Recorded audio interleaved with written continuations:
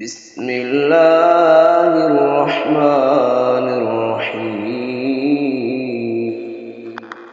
أمن خلق السماوات والأرض وأنزل لكم من السماء ماء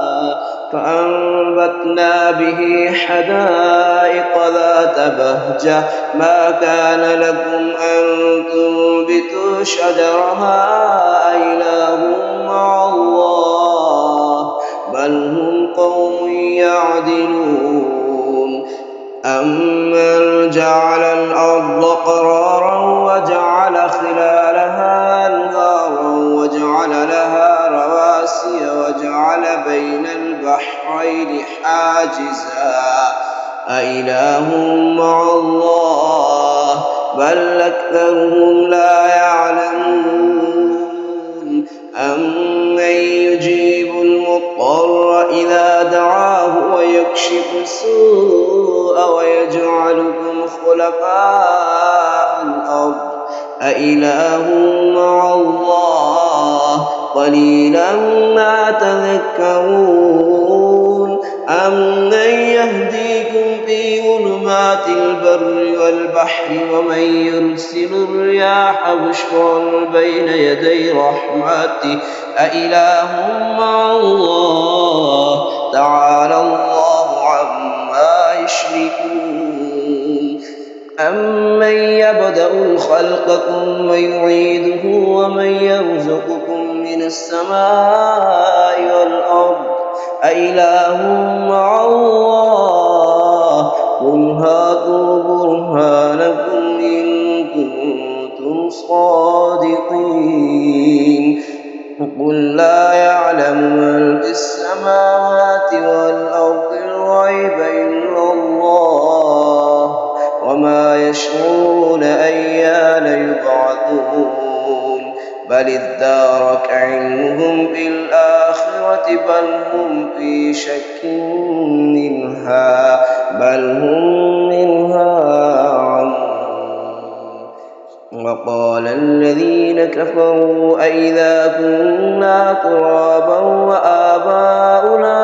أئنا لمخرجون لقد وعدنا هذا نحن وآباؤنا من قبل إن هذا إلا أساطير الأولين قل سيروا في الأرض فانظروا كيف كان عاقبة المجرمين ولا تحزن عليهم ولا تكن في ضيق مما يمكرون ويقولون متى هذا الوعد إن كنتم صادقين قل عسى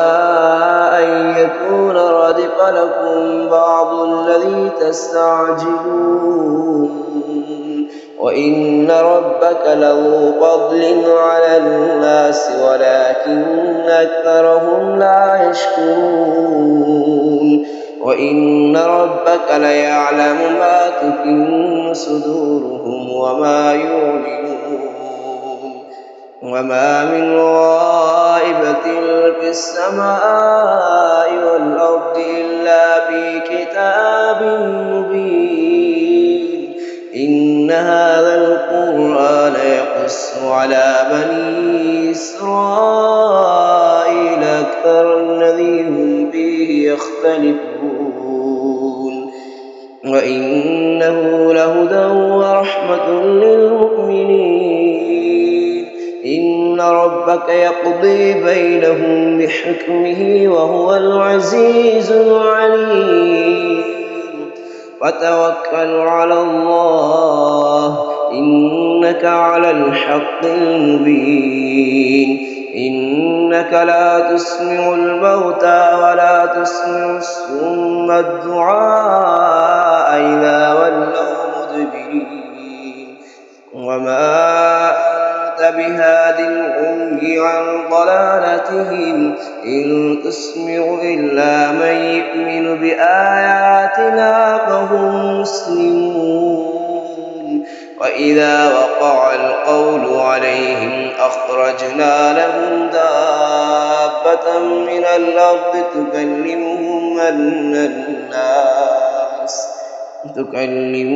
أن الناس كانوا بآياتنا لا يوقنون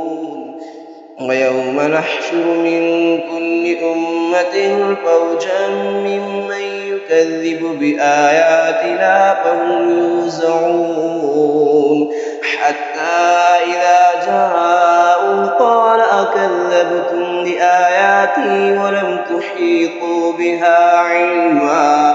ولم تحيطوا بها علما أم ماذا كنتم تعملون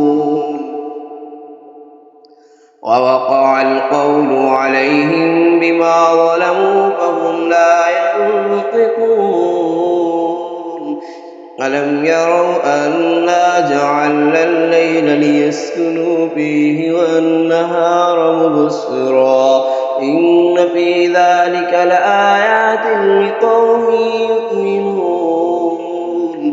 ويوم ينفخ في الصور ففزع من في السماوات ومن في الأرض إلا من شاء الله وكل أتوه داخرين وترى الجبال تحسبها جامدة وهي تمر مر السحاب صنع الله الذي أتقن كل شيء إنه خبير بما تفعلون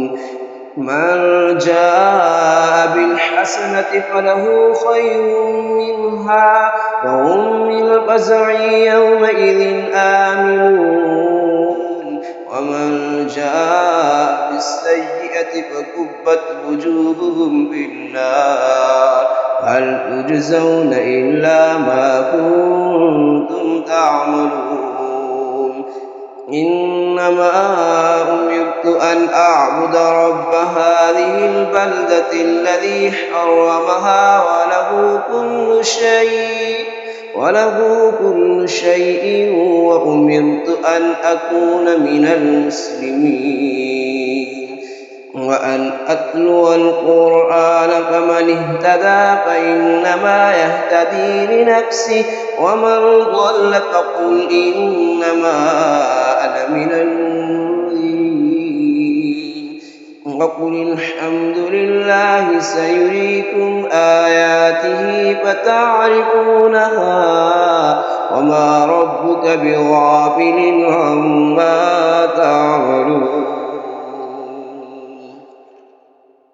سورة القصص مكية. بسم الله الرحمن الرحيم.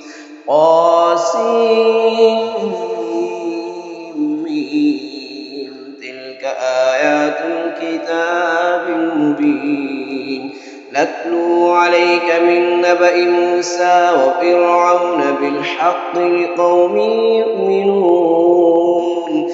إن فرعون علا في الأرض وجعل أهلها شيعا يستضعف طائفة منهم يذبح أبناءهم ويستحيي نساءهم إنه كان من المفسدين ونريد أن نمن على الذين استضعفوا في الأرض ونجعلهم أئمة ونجعلهم الوارثين ونمكن لهم في الأرض ونري فرعون وهامان وجنودهما منهم ما كانوا يحذرون وأوحينا إلى أم موسى أن أرضعيه فإذا خفت عليه فألقيه في اليم ولا تخافي ولا تحزني إنا رادوه إليك وجاعلوه من المرسلين فالتقطه آل فرعون ليكون لهم عدوا وحزنا إن فرعون وهامان وجنودهما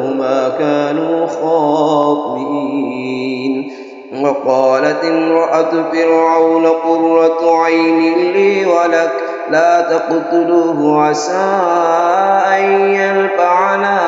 أو نتخذه ولدا وهم لا يشعرون. وأصبح فؤاد أم موسى فارغا إن كادت لتبدي به لولا أن ربطنا على قلبها لتكون من المؤمنين. وقالت لأخته قسطيه فبصرت به عن جنب وهم لا يشعرون. وحرمنا عليه المراضع من قبل فقالت هل أدلكم على من يكفلونه لكم على أهل بيت يكفلونه لكم وهم له ناصحون. فرددناه إلى أمه كي تقر عينها ولا تحزن ولتعلم أن وعد الله حق ولكن أكثرهم لا يعلمون. ولما بلغ أشده واستوى آتيناه حكما وعلما وكذلك نجزي المحسنين. ودخل المدينة على حين غفلة من أهلها فوجد فيها رجلين يقتتلان هذا من شيعته وهذا من عدوه فاستغاثه الذي من شيعته على الذي من عدوه فوكزه موسى فقضى عليه قال هذا من عمل الشيطان إنه عدو مضل مبين. قال رب إني ظلمت نفسي فاغفر لي فغفر له إنه هو الغفور الرحيم. قال رب بما أنعمت علي فلن أكون ظهيرا للمجرمين. فأصبح في المدينة خائفا يترقب فإذا الذي استنصره بالأمس يستصرخه قال له موسى إنك لغوي مبين. فلما أن أراد أن يبطش بالذي هو عدو لهما قال يا موسى تريد أن تقتلني كما قتلت نفسا بالأمس إن تريد إلا أن تكون جبارا في الأرض وما تريد أن تكون من المصلحين. وجاء رجل من أقصى المدينة يسعى قال يا موسى إن الملأ يأتمرون بك ليقتلوك فاخرج إني لك من الناصحين.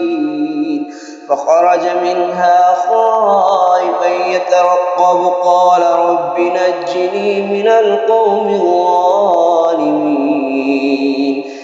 ولما توجه تلقاء مدين قال عسى ربي أن يهديني سواء السبيل. ولما ورد ماء مدين وجد عليه أمة من الناس يسكون ووجد من دونهم امرأتين تذودان قال ما خطبكما قالتا لا نسقي حتى يصدر الرعاء وأبونا شيخ كبير. فسقى لهما ثم تولى إلى الظل فقال رب إني لما أنزلت إلي من خير فقير. فجاءته إحداهما تمشي على استحياء قالت إن أبي يدعوك ليجزيك أجر ما سقيت لنا. فلما جاءه وقص عليه القصص قال لا تخف نجوت من القوم الظالمين. قالت إحداهما يا أبت استأجره إن خير من استأجرت القوي الأمين قال إني أريد أن أنكحك إحدى ابنتي هاتين على أن تأجرني 8 حجاج فإن أتممت 10 فمن عندك وما أريد أن أشق عليك ستجدني إن شاء الله من الصالحين قال ذلك بيني وبينك أيما الأجلين قضيت فلا عدوان علي والله على ما نقول وكيل فلما قضى موسى الأجل وسار بأهله آنس من جانب الطور نارا قال لأهلهم كثوا إني آنست نارا لعلي آتيكم منها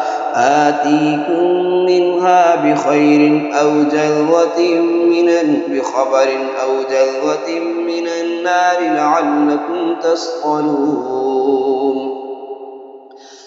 إني آنست نارا لعلي آتيكم منها بخبر أو جذوة من النار لعلكم تصطلون فلما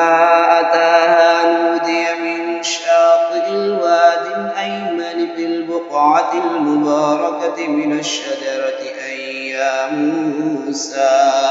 أن يا موسى إني أنا الله رب العالمين وأن ألق عصاك فلما رآها تهتز كأنها جان ولا مدبرا ولم يعقب يا موسى أقبل ولا تخف إنك من الآمنين اسلك يدك في جيبك تخرج بيضاء من غير سوء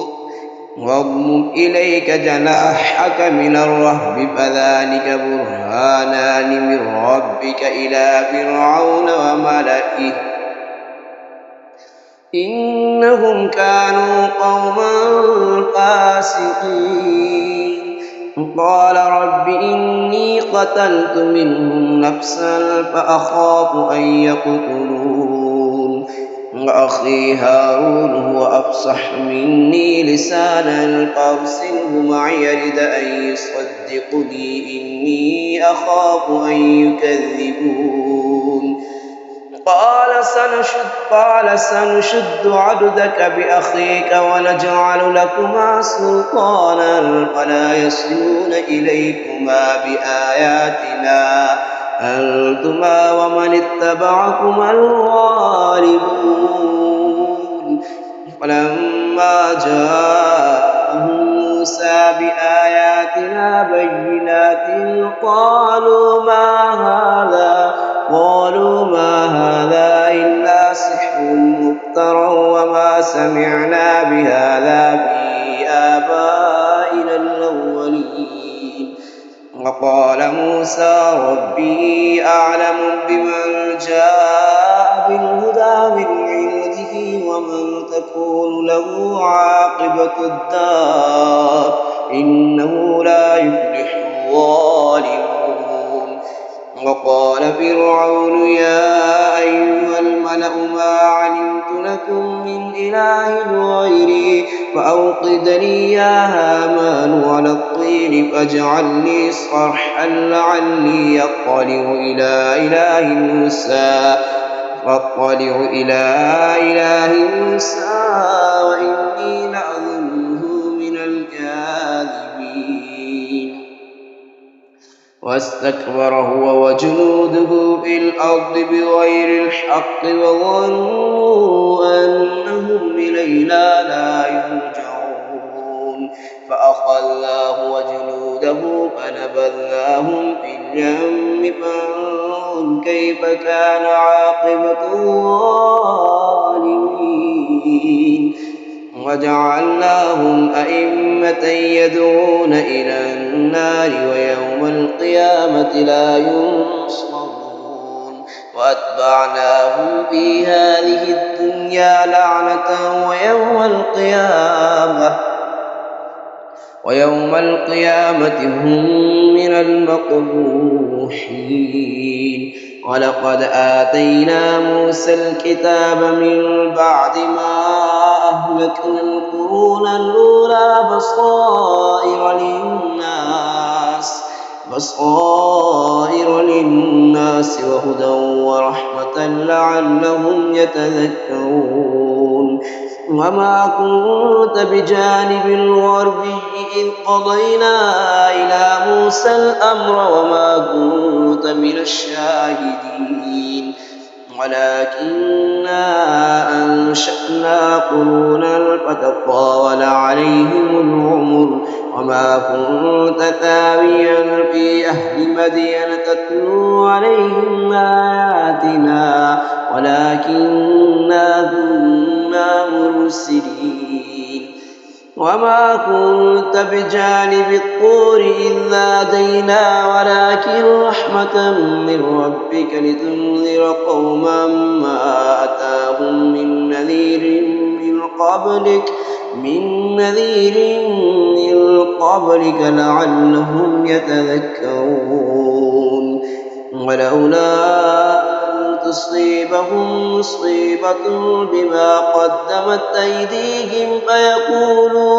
فيقولوا ربنا لولا أرسلت إلينا رسولا فنتبع آياتك ونكون من المؤمنين. فلما جاءهم الحق من عندنا قالوا لولا أوتي مثل ما أوتي موسى أولم يكفروا بما أوتي موسى من قبل قالوا سحران تظاهرا وقالوا إنا بكل كافرون. قل فأتوا بكتاب من عند الله هو أهدى منهما أتبعه إن كنتم صادقين. فإن لم يستجيبوا لك فاعلم أنما يتبعون أهواءهم ومن أضل ممن اتبع هواه بغير هدى من الله إن الله لا يهدي القوم الظالمين. ولقد وصلنا لهم القول لعلهم يتذكرون. الذين آتيناهم الكتاب من قبله هم به يؤمنون وإذا يتلى عليهم قالوا آمنا به إنه الحق من ربنا إنا كنا من قبله مسلمين. أولئك يؤتون أجرهم مرتين بما صبروا ويدرؤون بالحسنة السيئة ومما رزقناهم ينفقون. وإذا سمعوا اللغو أعرضوا عنه وقالوا لنا أعمالنا ولكم أعمالكم سلام عليكم لا نبتغي الجاهلين. إنك لا تهدي من أحببت ولكن الله يهدي من يشاء وهو أعلم بالمهتدين. وقالوا إن نتبع الهدى معك نتخطف من أرضنا أولم نمكن لهم حرما آمنا يجبى إليه ثمرات كل شيء رزقا من لدنا ولكن أكثرهم لا يعلمون. وكم أهلكنا من قرية بطرت معيشتها فتلك مساكنهم لم تسكن من بعدهم إلا قليلا وكنا نحن الوارثين. وما كان ربك مهلك القرى حتى يبعث في أمها رسولا يتلو عليهم آياتنا وما كنا مهلك القرى إلا وأهلها ظالمون وما أوتيتم من شيء فمتاع الحياة الدنيا وزينتها وما عند الله خير وأبقى أفلا تعقلون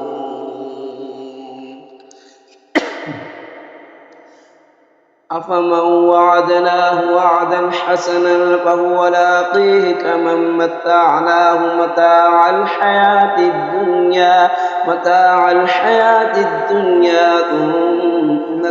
الحياة الدنيا ثم هو يوم القيامة من المحضرين ويوم يناديهم فيقول أين شركائي الذين كنتم تزعمون قال الذين حق عليهم القول ربنا هؤلاء الذين أغويناهم كما غوينا تبرأنا إليك ما كانوا إيانا يعبدون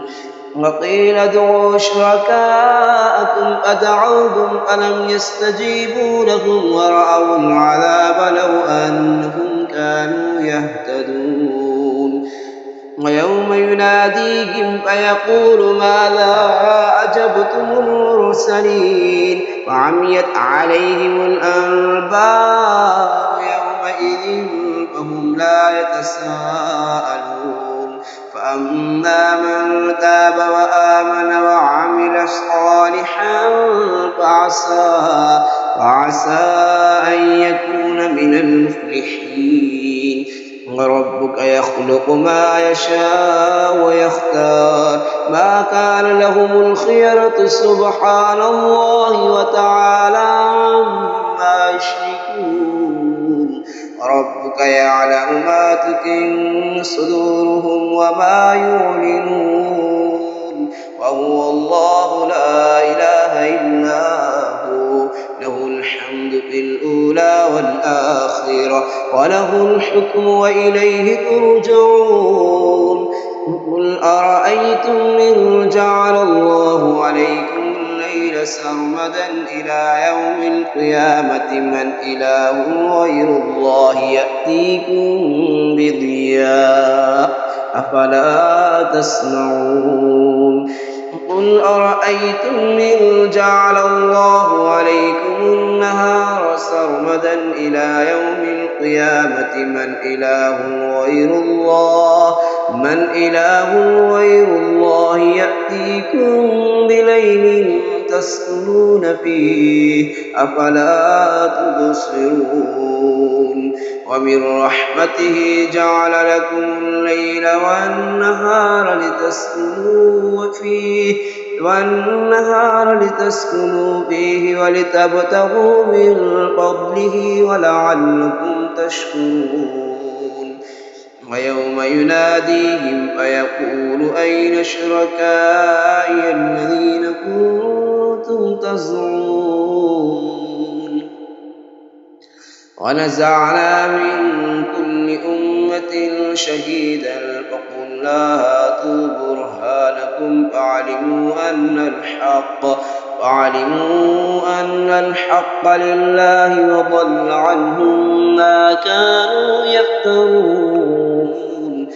إن قارون كان من قوم موسى فبغى عليهم وآتيناه من الكنوز ما إن مفاتحه لتنوء بالعصبة أولي القوة إذ قال له قومه لا تفرح إن الله لا يحب الفرحين وابتغ فيما آتاك الله الدار الآخرة ولا تنس نصيبك من الدنيا وأحسن كما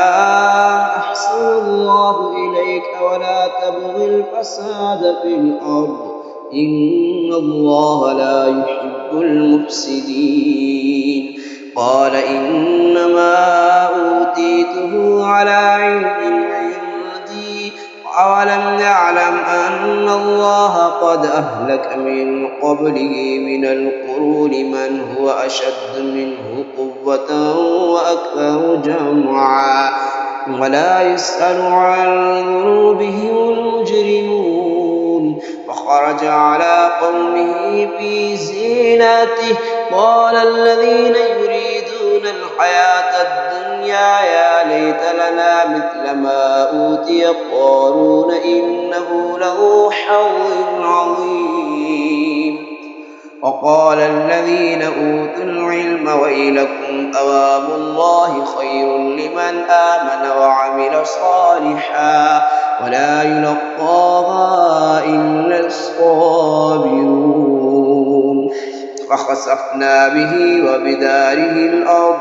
فما كان له من فئة ينصرونه من دون الله وما كان من المنتصرين. وأصبح الذين تمنوا مكانه بالأمس يقولون ويكأن الله يبسط الرزق لمن يشاء من عباده ويقدر لولا أمن الله علينا لخسف بنا ويكأنه لا يفلح الكافرون. تلك الدار الآخرة نجعلها للذين لا يريدون علوا في الأرض ولا فسادا والعاقبة للمتقين. من جاء بالحسنة فله خير منها ومن جاء بالسيئة فلا يجزى الذين عملوا السيئات إلا ما كانوا يعملون. إن الذي فرض عليك القرآن لرادك إلى معاد قل ربي أعلم من جاء بالهدى ومن هو في ضلال مبين. وما كنت ترجو أن يلقى إليك الكتاب إلا رحمة من ربك فلا تكونن ظهيرا للكافرين. ولا يصدنك عن آيات الله بعد إذ أنزلت إليك وادع إلى ربك ولا تكونن من المشركين. ولا تدع مع الله إلها آخر لا إله إلا هو كل شيء هالك إلا وجهه له الحكم وإليه ترجعون. سورة العنكبوت مكية. بسم الله الرحمن الرحيم. ألف لام ميم. أحسب الناس أن يتركوا أن يقولوا آمنا وهم لا يفتنون. ولقد فتنا الذين من قبلهم فليعلمن الله الذين صدقوا وليعلمن الكاذبين. أم حسب الذين يعملون السيئات أن يسبقونا ساء ما يحكمون.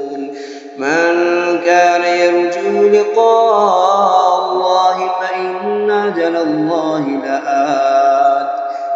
وهو السميع العليم. ومن جاهد فإنما يجاهد لنفسه إن الله لغني عن العالمين. والذين آمنوا وعملوا الصالحات لنكفرن عنهم سيئاتهم ولنجزينهم أحسن الذي كانوا يعملون. ووصينا الإنسان بوالديه حسنا وإن جاهداك لتشرك بي ما ليس لك به علم فلا تطعهما إلي مرجعكم فأنبئكم بما كنتم تعملون والذين آمنوا وعملوا الصالحات لندخلنهم في الصالحين ومن الناس من يقول آمنا بالله فإذا أوذي في الله جعل فتنة الناس كعذاب الله ولئن جاء نصر من ربك ليقولن إنا كنا معكم أوليس الله بأعلم بما في صدور العالمين وليعلمن الله الذين آمنوا وليعلمن المنافقين وقال الذين كفروا للذين آمنوا اتبعوا سبيلنا ولنحمل خطاياكم وما هم بحاملين من خطاياهم من شيء إنهم لكاذبون وليحملن أثقالهم وأثقالا مع أثقالهم وليسألن يوم القيامة عما كانوا يفترون ولقد أرسلنا نوحا إلى قومه فلبث فيهم 1000 سنة إلا 50 عاما فأخذهم الطوفان وهم ظالمون فأنجيناه وأصحاب السفينة وجعلناها آية للعالمين وإبراهيم إذ قال لقومه اعبدوا الله واتقوه ذلكم خير لكم إن كنتم تعلمون إنما تعبدون من دون الله أوثانا وتخلقون إفكا إن الذين تعبدون من دون الله لا يملكون لكم رزقا فابتغوا عند الله الرزق واعبدوه واشكروا له إليه ترجعون وإن تكذبوا فقد كذب من قبلكم وما على الرسول إلا البلاغ المبين أولم يروا كيف يبدئ الله الخلق ثم يعيده إن ذلك على الله يسير قل سيروا في الأرض فانظروا كيف بدأ الخلق ثم الله ينشئ النشأة الآخرة إن الله على كل شيء قدير يعذب من يشاء ويرحم من يشاء وإليه تقلبون وما أنتم بمعجزين في الأرض ولا في السماء وما لكم من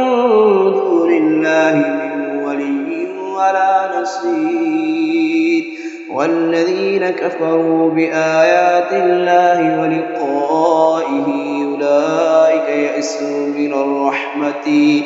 أولئك يئسوا من رحمتي وأولئك لهم عذاب أليم فما كان جواب قومه إلا أن قالوا اقتلوه أو حرقوه فأنجاه الله من النار إن في ذلك لآيات لقوم يؤمنون وقال إنما اتخذتم من دون الله أوثانا مودة بينكم في الحياة الدنيا ثم يوم القيامة يكفر بعضكم ببعض ويلعن بعضكم بعضا ومأواكم النار وما لكم من ناصرين فآمن له لوط وقال إني مهاجر إلى ربي إنه هو العزيز الحكيم ووهبنا له إسحاق ويعقوب وجعلنا في ذريته النبوة النبوة والكتاب وآتيناه أجره في الدنيا وإنه في الآخرة لمن الصالحين. ولوطا إذ قال لقومه إنكم لتأتون الفاحشة ما سبقكم بها من أحد من العالمين أئنكم لتأتون الرجال وتقطعون السبيل وتأتون في ناديكم المنكر وما كان جواب قومه إلا أن قالوا ائتنا بعذاب الله إن كنت من الصادقين. قال رب انصرني على القوم المفسدين. ولما جاءت رسلنا إبراهيم بالبشرى قالوا إنا مهلكو أهل هذه القرية إن أهلها كانوا ظالمين. قال إن فيها لوطا قالوا نحن أعلم بمن فيها لننجينه وأهله إلا امرأته كانت من الغابرين. ولما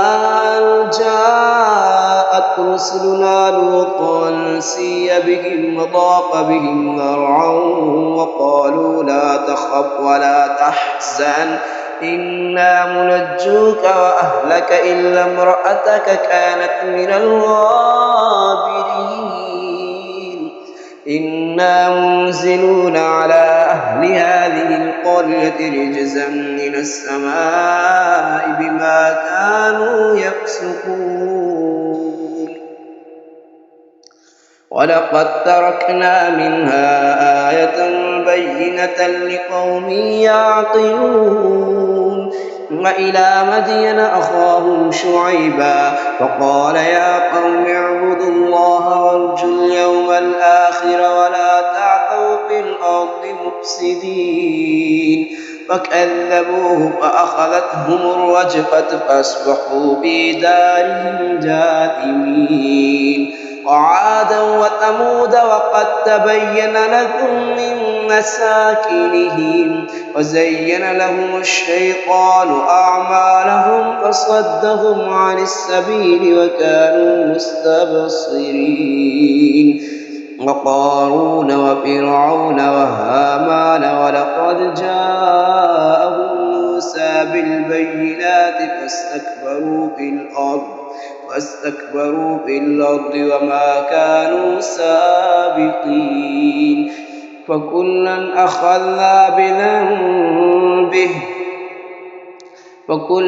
أخذنا بذنبه فمنهم